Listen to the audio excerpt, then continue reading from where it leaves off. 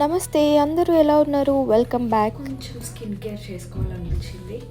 అదనమాట ఈ షాట్ వచ్చేసి స్కిన్ కేర్ గురించి ఒక ఫేస్ ప్యాక్ మీతో షేర్ చేసుకోవాలనిపించింది.